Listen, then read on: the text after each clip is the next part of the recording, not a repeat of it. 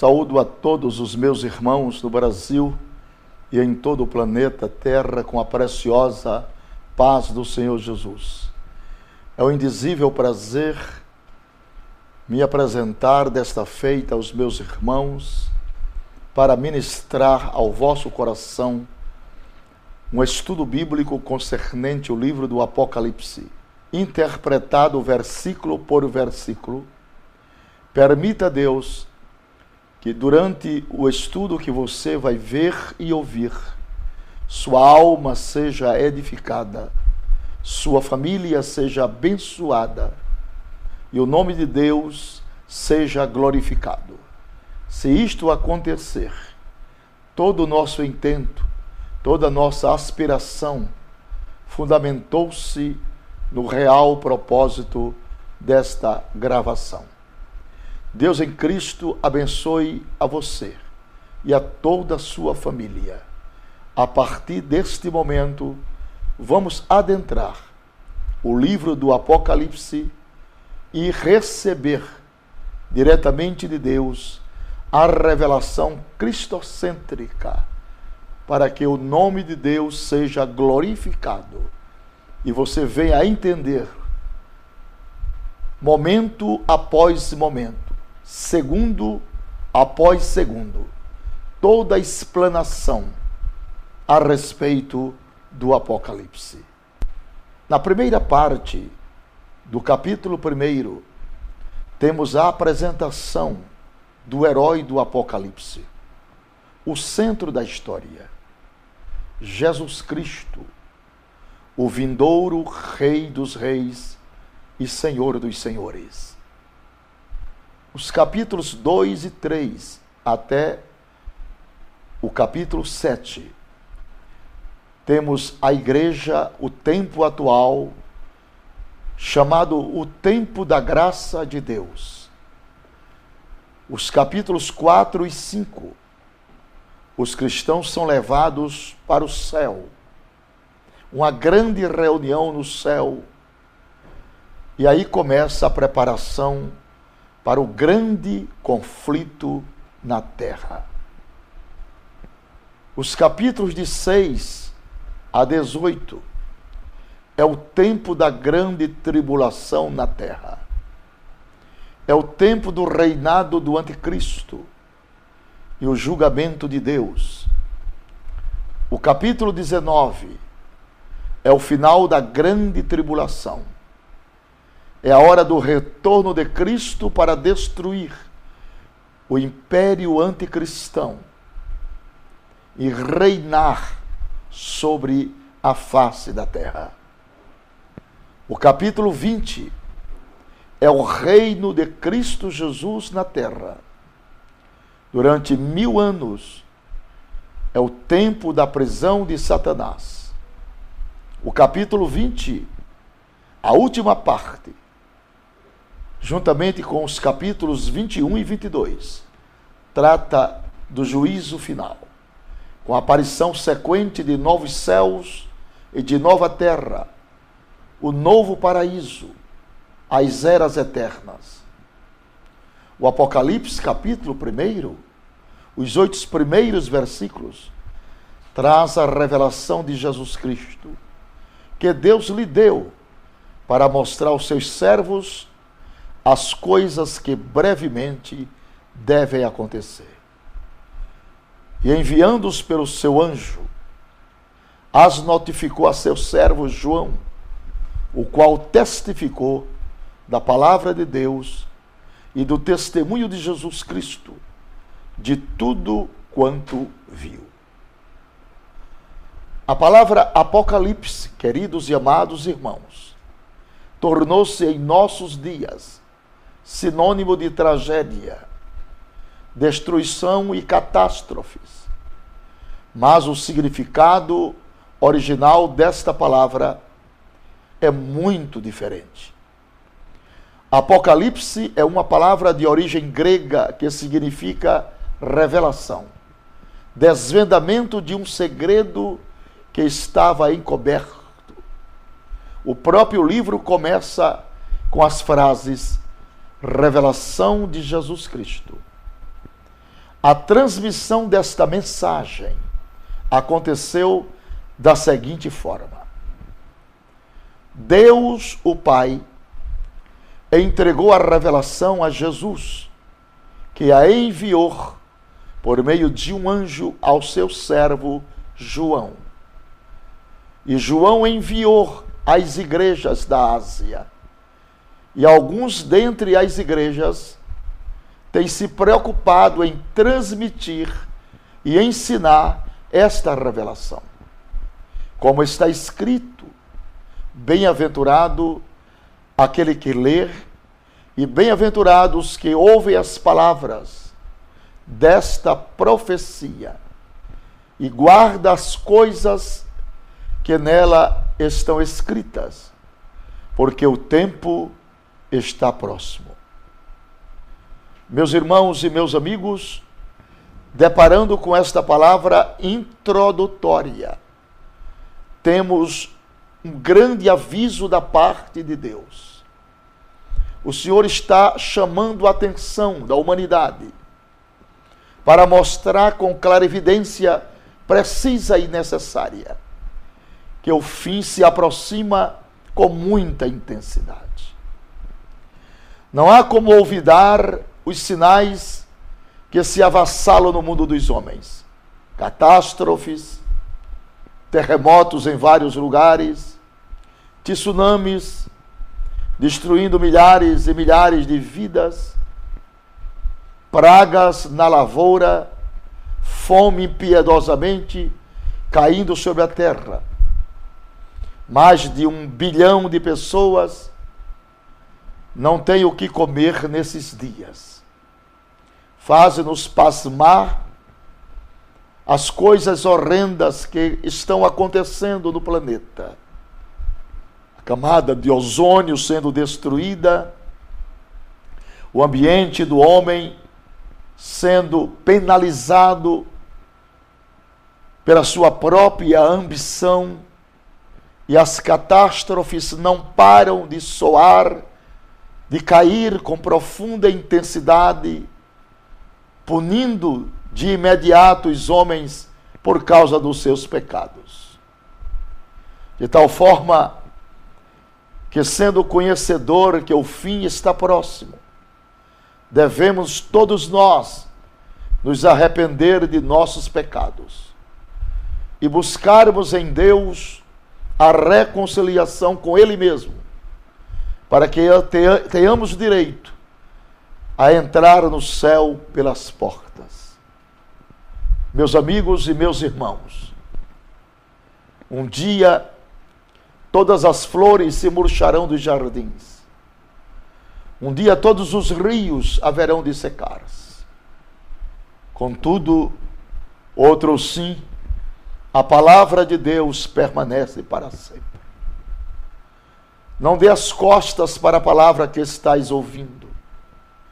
Não endereçais os vossos corações para a mesma, pois o fim de todas as coisas está próximo, conforme Deus enviou o seu anjo para revelar a João na ilha.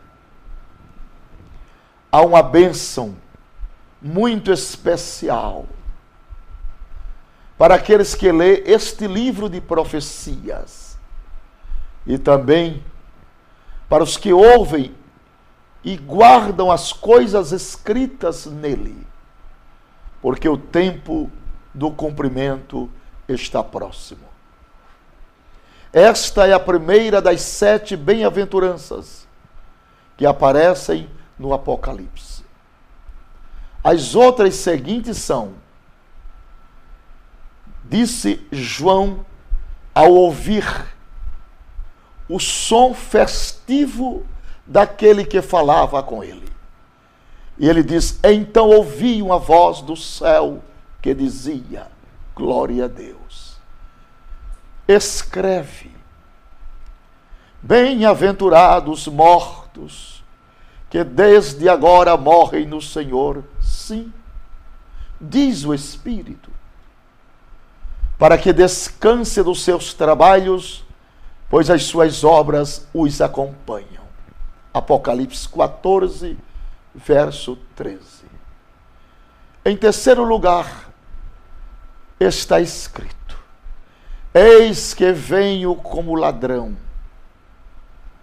Bem-aventurado aqueles que vigia e guarda suas vestes, para que não ande nu e não se veja a sua nudez.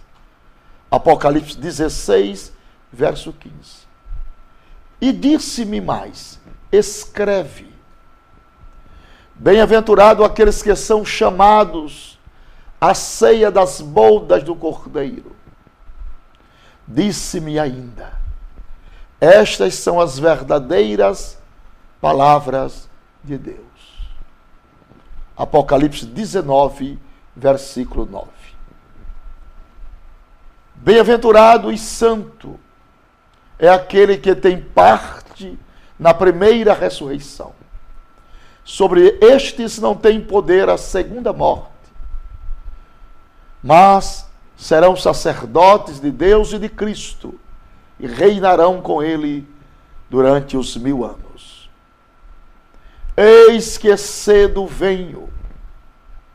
Bem-aventurado aquele que guarda as palavras da profecia deste livro. Apocalipse 22 e 7. Bem-aventurados aqueles que lavam as suas vestes no sangue do Cordeiro, para que tenham direito à árvore da vida e possam entrar na cidade pelas portas. Apocalipse 22 e 14. Meus prezados irmãos, meus queridos ouvintes, estas são as promessas inseridas no livro, para aqueles que descansam em Deus, para aqueles que esperam em Deus, para aqueles que estão convictos da salvação em Deus, para aqueles a quem Deus quis revelar os seus segredos. A Bíblia diz que as coisas de Deus, elas se entendem espiritualmente. A Bíblia diz que o homem natural não pode compreender as coisas do Espírito, porque lhes parece loucura. Porque elas se discernem, elas se dissecam espiritualmente. Então, neste dia e nesta hora, eu apelo para a sua sensibilidade, para o crédito que você deve dar à palavra do Senhor. O fim de todas as coisas se avizinha com muita intensidade. Jesus está às portas para buscar a sua igreja, para buscar um povo que ele mesmo comprou com seu sangue. Os sinais mostram-nos com clara evidência de que a vinda de Cristo é uma realidade sumária, uma realidade palpável, plena, absoluta. Os céus e a terra passarão, disse o Senhor, mas as minhas palavras não hão de passar. Adentre comigo as portas desta revelação. Recebam a bênção de Deus através das bem-aventuranças do Apocalipse. O meu desejo é que você reencontre-se consigo mesmo.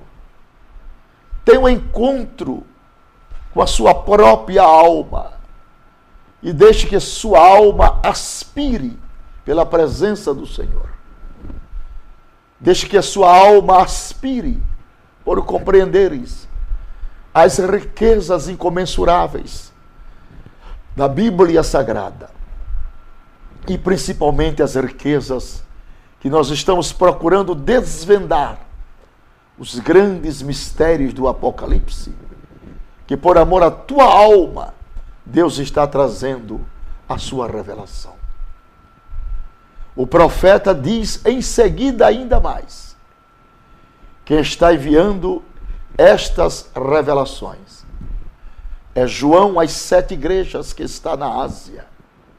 E ele diz: graça a vós e paz da parte daquele que é, e que era, e que há de vir, e da dos 7 espíritos que estão diante do trono, e da parte de Jesus Cristo, que é a fiel testemunha, o primogênito dos mortos, e o príncipe dos reis da terra, aquele que nos ama, e pelo seu sangue nos libertou dos nossos pecados, e nos fez reinos, sacerdotes para Deus, seu Pai. A ele seja glória e domínio pelo século dos séculos. Diga comigo, amém. Eis que vem com as nuvens, e todo olho o verá, até mesmo aqueles que o transpassaram. E todas as tribos da terra se lamentarão sobre ele. Sim, amém. Eu sou o Alfa e o Ômega, diz o Senhor que é Deus, aquele que é, e que era, e que há de vir, o Todo-Poderoso. Meus irmãos e meus amigos, que expressões profundas, que expressões contundentes de exaltação à soberania de Deus. Seja glorificado o nome precioso do Todo-Poderoso, aquele que é o leão da tribo de Judá, a raiz de Davi, a resplandecente estrela da manhã, aquele que é o Alfa e o Ômega, o princípio e o fim, aquele que é poderoso para nos salvar, que é poderoso para perdoar os nossos pecados e com o seu sangue nos comprar para Deus homens de todas as raças, tribos, línguas e nações. Queridos e amados irmãos, no capítulo 1 do Apocalipse, há uma maravilhosa triplicidade bíblica. Ali se diz que esta revelação é, primeiro, divinamente dada. Segundo, divinamente enviada. Terceiro, divinamente notificada. Temos aí a tríplice revelação: dada, enviada e notificada. Que coisa gloriosa, que coisa magnífica, que exuberância. Oh, glória a Deus! Que oceano ricos de riquezas inimagináveis. Que oceano grandioso e profundo. Oh, exuberância expressiva de todo o gozo, de toda a pungência, da magnitude excelsa da glória do Senhor. Que livro extraordinário é o Apocalipse. Que beleza fulgurante, que poesia extraordinária, que profecia magnífica. E diz mais: bem-aventurados aqueles que leem, bem-aventurados aqueles que ouvem, e bem-aventurados aqueles que guardam as palavras desta profecia. Vale a pena conhecer a palavra do Senhor. Vale a pena conhecer os segredos de Deus revelado na sua preciosa palavra. Feliz, Bem-aventurado quer dizer feliz. Feliz são aqueles e aquelas pessoas que receberam de Deus esta revelação, que traduz na nossa alma gozo, alegria, felicidade, bênçãos extraordinárias. Oh, profundidade das riquezas, tanto da ciência como da sabedoria, quão inescrutáveis são os teus juízos. Meus amados e queridos irmãos, Jesus continua se revelando a João na ilha como aquele que era no passado.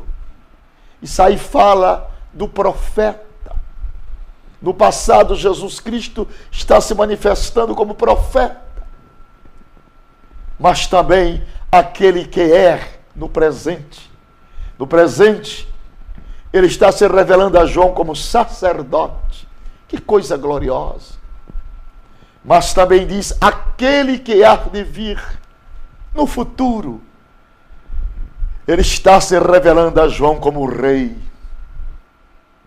Rei dos reis. Glória a Deus. Que coisa maravilhosa. Que riqueza.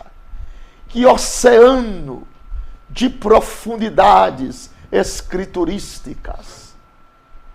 Não sei como João suportou, já combalido em dias, ouvir, ver, conceber, receber estas extraordinárias revelações. Mas diz mais, que esta revelação é da parte, veja só, que coisa linda, é da parte daquele que era e que há de vir. E diz mais, é da parte dos 7 Espíritos e é da parte de Jesus Cristo. Singular. Extraordinários. Falta-nos palavras para descrever, no sentido apologético, no sentido mais revelatório possível, essa incomensurável sabedoria revelada a João.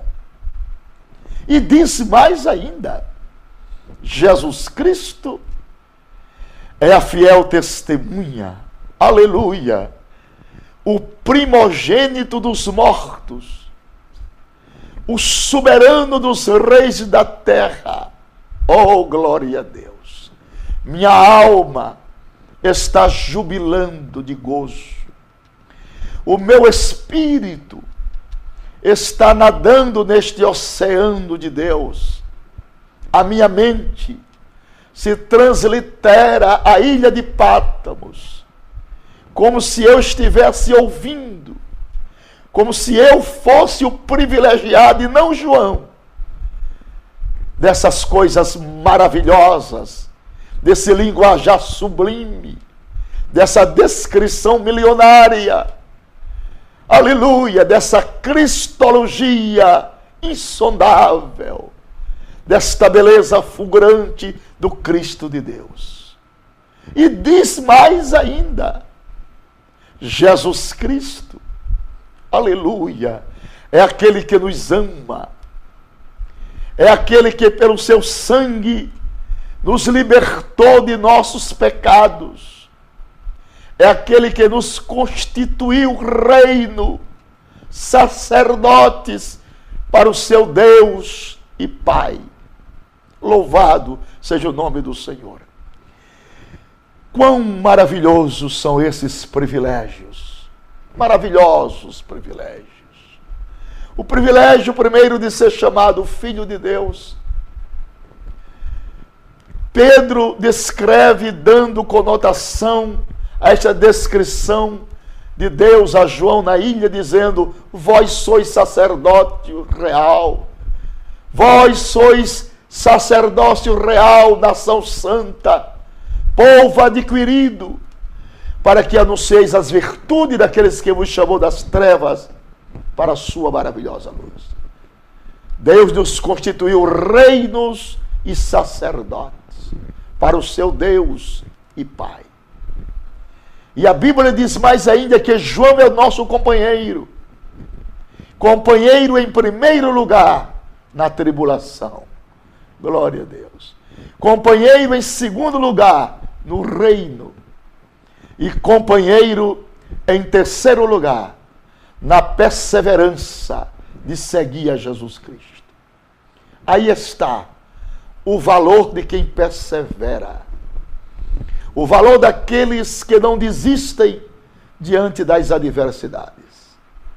O valor daqueles que andam de cabeça levantada, mesmo meio à luta travada, meio ao torvelinho da angústia que assola os portais da sua alma.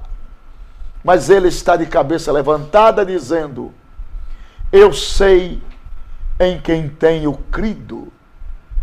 E sei que ele é poderoso para guardar o meu depósito até aquele grande dia. Oh, meus caríssimos irmãos, esta mesma palavra eu dirijo-me para você neste momento.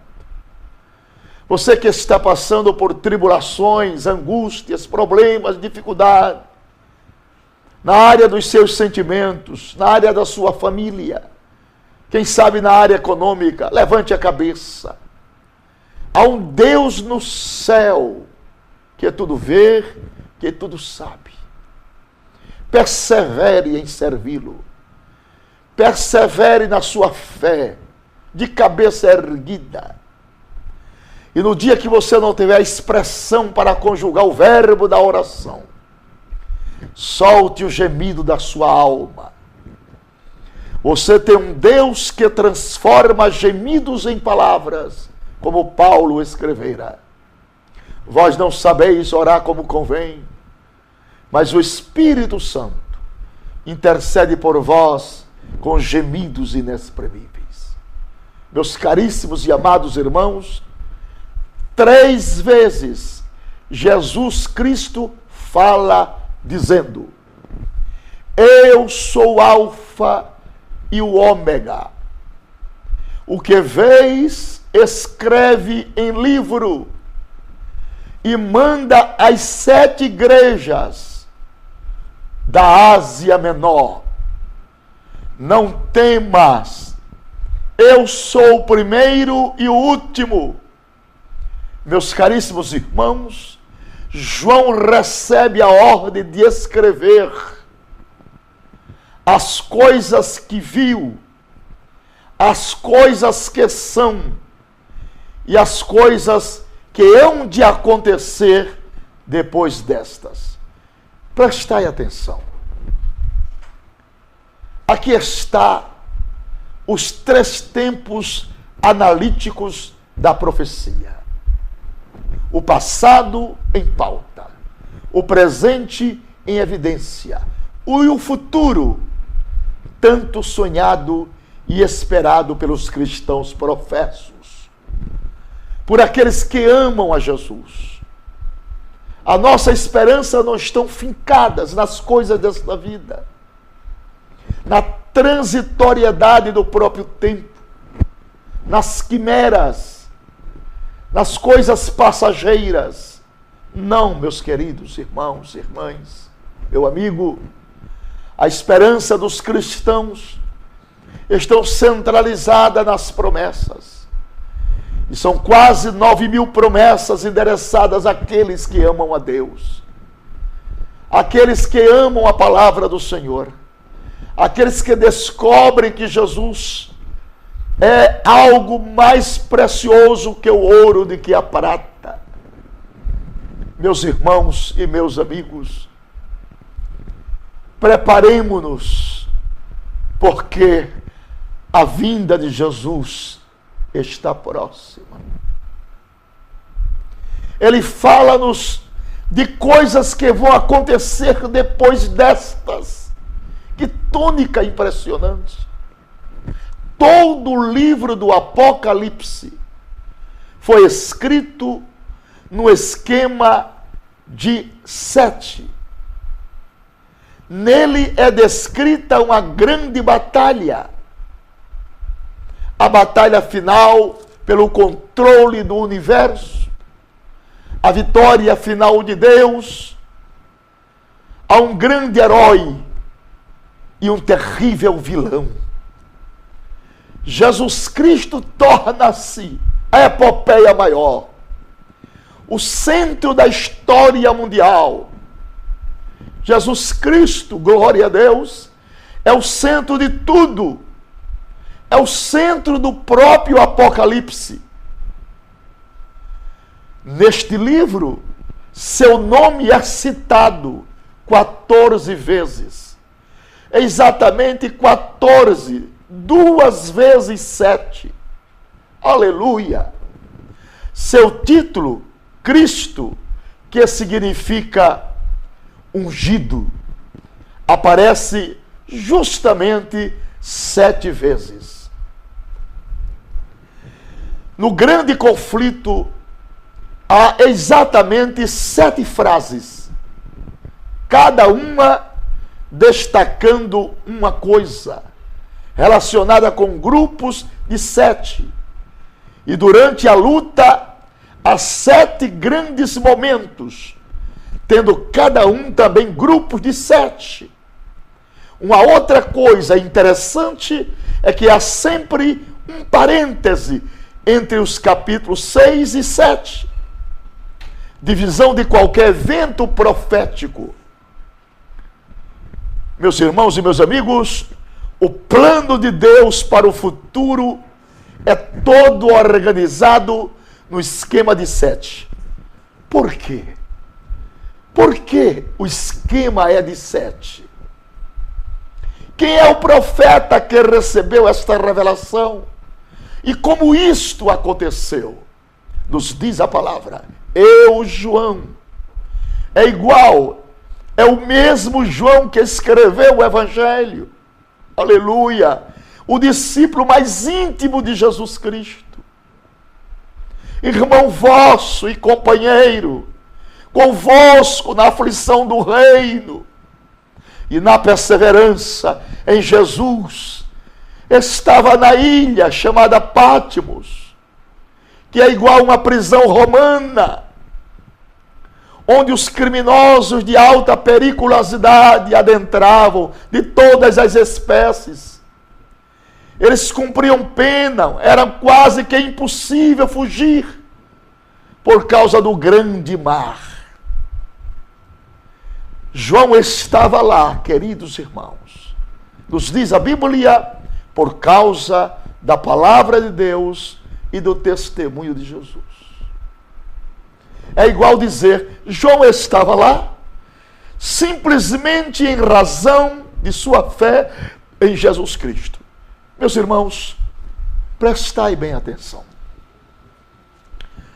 Para que as riquezas incomensuráveis da palavra de Deus chegassem até nós, os cristãos primitivos pagaram o mais alto e deplorável preço.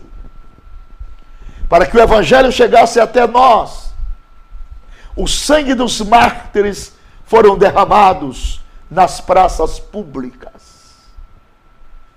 E Deus se utiliza da própria semente deste sangue para proliferar a espécie, para proliferar o contingente dos evangélicos no mundo, para proliferar a semente da salvação. E este sangue torna-se semente para que o mundo fosse alcançado para Jesus. E João dá uma demonstração de coesão, de amor a Deus. João dá uma demonstração de renúncia. João nos dá uma demonstração de fidelidade a Deus e aos seus princípios, sem recuar, sem retroceder nenhum momento, mas de cabeça erguida. Ele está disposto a sofrer e ir até a morte, sem negar a sua fé em Jesus. E ele diz mais: eu fui arrebatado em espírito no dia do Senhor. Aqui muitos pensam que João estava falando do domingo. É igual ao dia do Senhor. Mas em lugar nenhum das Escrituras o domingo é chamado dessa forma. E sim, de primeiro dia da semana. A expressão dia do Senhor aparece com uma frequência incomum nos livros dos profetas. E sempre se referindo àquele dia em que Deus lançará sobre a terra os seus juízos contra a humanidade. Ou seja, aquilo que é descrito no Apocalipse, a experiência profética de João, foi completamente diferente e inédita das dos profetas de Deus. João não viu em visão distante o dia do Senhor. Ele participou. Ele foi levado até este dia. Oh, glória a Deus! A presença de Deus é uma realidade neste momento aqui. Eu sinto a presença de Deus através dessa revelação cristalina que a palavra de Deus nos oferece. Eu me traslado para estes momentos em que João, apóstolo do amor, está naquela ilha junto ao mar Egeu, na Turquia, na Ásia Menor. E agora João recebe estas revelações cristalinas, fantásticas, acompanhada do seu testemunho pessoal de fé, de crença em Deus. Agora a grande pergunta é essa: como isso aconteceu? A Bíblia nos diz, ele foi arrebatado em espírito. Uma certa versão diz assim: achei-me em espírito no dia do Senhor. De certa forma, ele fez uma viagem no próprio tempo, aleluia, até ao distante, mas breve, dia do Senhor. E ouvi por trás de mim uma grande voz, como de trombeta, que dizia: o que vês, aleluia, escreve no livro e envia às 7 igrejas: a Éfeso, a Esmirna, a Pérgamo, a Tiatira, a Sardes, a Filadélfia e a Laodiceia. 7 períodos na história profética. Igrejas representam períodos na história eclesiástica. Cada um período, uma lição de vida para nós. Hoje nós poderemos dizer que estamos no 6º período. Período da igreja de Laodiceia, onde a apostasia campeia na terra, o esfriamento do amor. 2 grandes sinais mostram com clarividência que vivemos o período de Laodiceia. Um sinal externo e um sinal interno. O sinal externo, aumento da iniquidade. O sinal interno, esfriamento do amor.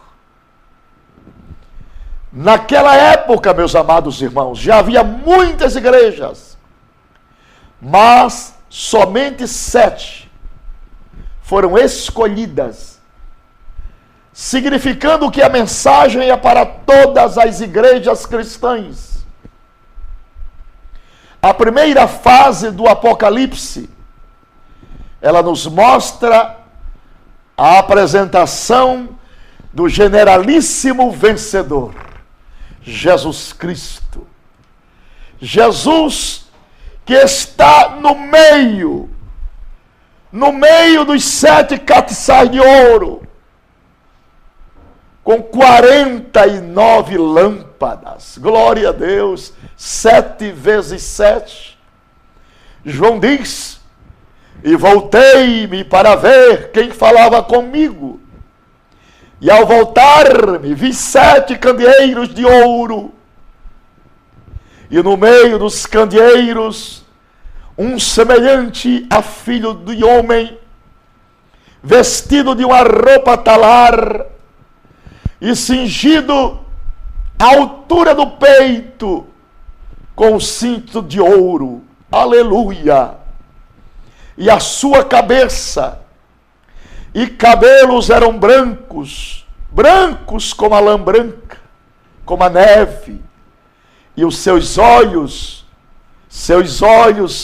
eram como chamas de fogo. E os seus pés, semelhante ao latão reluzente, que fora refinado numa fornalha. E a sua voz, como a voz de muitas águas. Ele tinha na sua destra 7 estrelas, e da sua boca saía uma espada aguda de 2 gumes. Glória ao nome de Jesus. E o seu rosto era como o sol, quando resplandece na sua força. Quando o vi, diz a Bíblia, caí a seus pés como morto. E ele pôs sobre mim a sua destra, dizendo: não temas, eu sou o primeiro e o último, eu sou o que vivo, fui morto, mas eis aqui estou vivo para todo sempre, e tenho as chaves da morte e do inferno. Meus queridos irmãos, olhem para mim neste momento. Jesus Cristo é detentor de todo o poder nos céus e na terra. Ele mesmo disse: todo o poder me foi dado nos céus e na terra. O diabo só tem o chaveiro, mas a chave está nas mãos de Jesus. E você há de convir comigo que chaveiro não tem nenhum valor se não tiver a chave. Jesus tem a chave da morte e do inferno. Ele manda e não é mandado. Dá ordem, não recebe ordem. Mata e não vai preso. Ele é o leão da tribo de Judá, a resplandecente estrela da manhã, o alfa e o ômega, o princípio e o fim. Mas, meus queridos irmãos, voltamos à palavra. O que significa os castiçais? A resposta vem mais adiante. Os 7 castiçais são as 7 igrejas. Apocalipse, capítulo 1, verso 20. As 49 lâmpadas significam iluminação perfeita. Neste capítulo, Jesus Cristo é comparado a 7 coisas. Número 1, glória a Deus. Ele é semelhante a filho de homem. Isso mostra sua perfeita humanidade. Ele é 100% Deus, ele é 100% homem. Na sua natureza humana, ele teve mãe, mas não teve pai. Na sua natureza divina, ele tem pai, mas não tem mãe. Louvado seja o seu nome. Há uma profecia linda que realça com sentido desta mensagem, deste estudo. Provérbios 8:22 está escrito: no princípio o Senhor me possuía, antes das suas obras mais antigas. Quando ele fundava os cosmos, ali estava eu. Eu era seu aluno e seu engenheiro, e folgava com ele na sua delícia. Quem era ele? Jesus de Nazaré, Rei dos reis e Senhor dos senhores. Em segundo lugar, meus irmãos, a Bíblia diz que a cabeça e os cabelos dele eram brancos como a alva lã. O que quer isso dizer? O que tem isso a nos ensinar? Isso nos mostra como o ancião de dias, aquele ser supremo que os profetas do Antigo Testamento viram muitas vezes em suas visões celestiais. Isto fala de sua eternidade, pois os profetas, meus queridos irmãos, ensinavam que Jesus Cristo não veio da eternidade à eternidade. O que veio dele? E o que é que veio dele? O que é que dele veio? A cabeça e cabelos. Deles eram como a neve. Os olhos dele eram como chamas de fogo. Os pés dele eram semelhantes ao bronze polido, refinados numa fornalha. A voz dele soava como a voz de muitas águas. Então, há um breve parêntese. E o profeta do Apocalipse passa a descrever o que Jesus Cristo trazia nas mãos. A Bíblia diz que ele tinha na mão direita 7 estrelas. E de sua boca, diz a palavra, saía uma espada afiada de 2 gumes. E para completar as comparações, pois o 7 significa a totalidade, o profeta faz mais uma alegoria sobre Jesus. E ele diz que o seu rosto, aleluia, brilhava como o sol na sua força. Isso fala claramente da sua glória, conforme está escrito no Salmo 84. Está escrito que Deus é sol e escudo. Meus irmãos e meus amigos, que beleza, que historicidade grandiosa, que glória fulgurante, que majestade divina. Como é impressionante desfrutar dessa exuberância de Cristo, desta beleza radiante, desta glória cintilante, dessa clarividência magnífica, que é beber desta água, desta revelação cristalina que tem a palavra de Deus. Os seus ensinamentos, a revelação dos seus mistérios, o gozo que isso traduz na nossa alma, a edificação que enche-nos a nossa própria alma, o desejo de ser mais crente, de servirmos a Deus com mais fidelidade, com mais intensidade, com mais denodo, com mais precisão e com mais gratidão.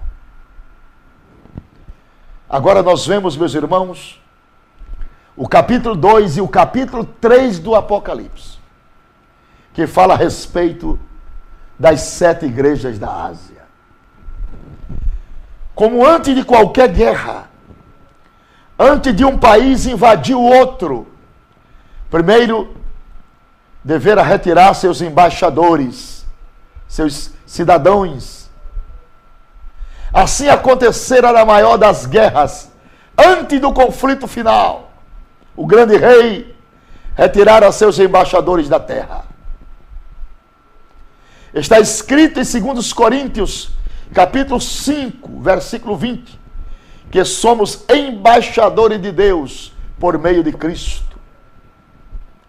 Nessa segunda fase do nosso estudo, são apresentadas 7 igrejas. Agora, eu pergunto a vocês, irmãos, o que elas significam para nós? Por que somente 7? Quando foi escrito o Apocalipse, é claro que já havia muitas igrejas cristãs, mas somente 7 foram citadas no Apocalipse. justamente porque se trata de uma grande profecia. Se olharmos no mapa, descobrimos que a ordem em que as igrejas foram citadas forma um grande círculo. Por exemplo, quem estivesse em Éfeso e fosse visitar cada uma das 7 igrejas, na ordem em que são apresentadas no livro profético, inevitavelmente estaria andando em círculo. Isso prova que elas não foram escolhidas aleatoriamente. Todas as condições espirituais e sociais de cada uma delas revelam um significado profético importantíssimo. Essas 7 igrejas, meus queridos e amados irmãos, representam as 7 fases da igreja cristã na terra, de sua criação, até o retorno de Jesus Cristo. Representam 7 tipos de igrejas cristãs em toda a história do cristianismo. E representam também 7 tipos de cristãos existentes em todas as épocas. Sendo assim, Éfeso é a igreja desviada, fria, afastada do primeiro amor, que começou tão bem, mas agora não tem mais prazer em trabalhar para o reino de Deus.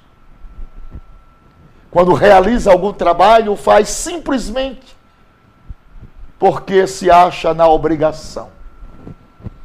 E isso desagrada profundamente a Deus, pois Ele quer que seu povo faça tudo com alegria e de espontânea vontade. Pensai bem, meus irmãos. Eu quero comungar com você agora algumas palavras. O segredo da vida não é como começamos, é como haveremos de terminar. Eu espero em Deus